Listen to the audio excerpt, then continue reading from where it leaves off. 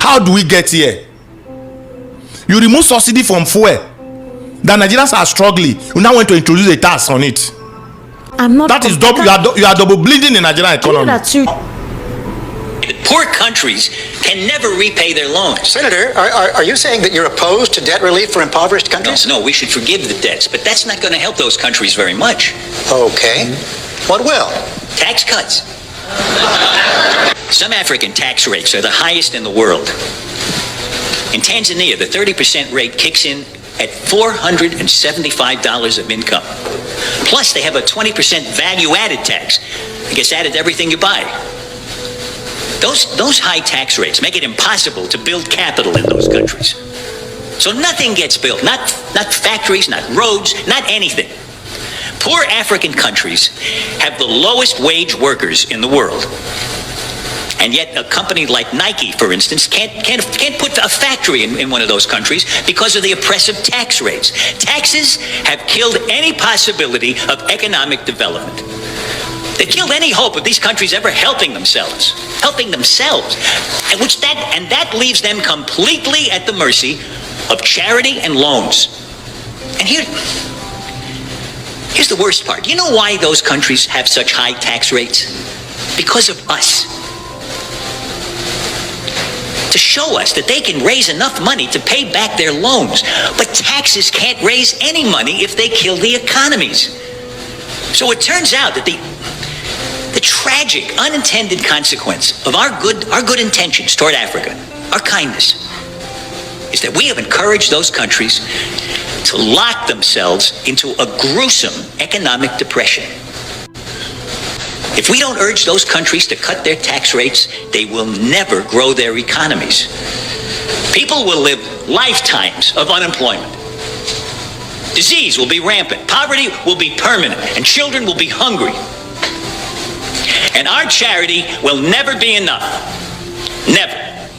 So this was a U.S. senator. They were deliberating. Remember that Donald Trump has actually implemented some tax cuts, specifically as aids through NGOs to some African countries. And a lot of people were berating. Even cases were filed at the court that why would he do that? Most African countries, even in Pakistan, India, they actually rely on some of the funds that come from these aids. But there are some pertinent things that he said. That yes, tax is good, but not for economies that are literally trying to survive. You're taxing certain persons, or you're taxing an economy that is literally barely staying afloat. So when you keep on taxing, how do you get a purchasing power? One, that's two. Two, what is the remuneration? How long is this tax going to be? What is the soft pedal going to be like? Have you even looked at the income of one person per month to even say that, okay, if you're going to exonerate some persons who are not earning up to a certain amount of money, even those that are earning that amount of money, who says that money is enough for them to pay such tax?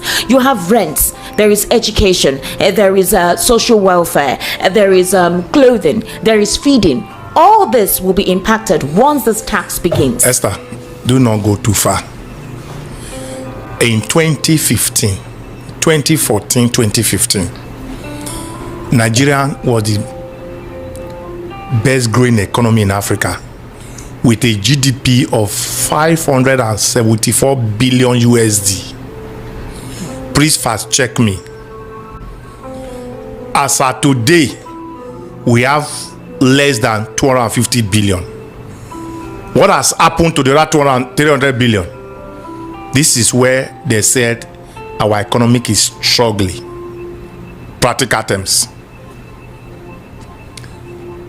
While our national income, national wage was 18,000 naira. Dollar exchange rate was 165 naira. If you divide 18,000 by 165 naira, it give you close to about $100.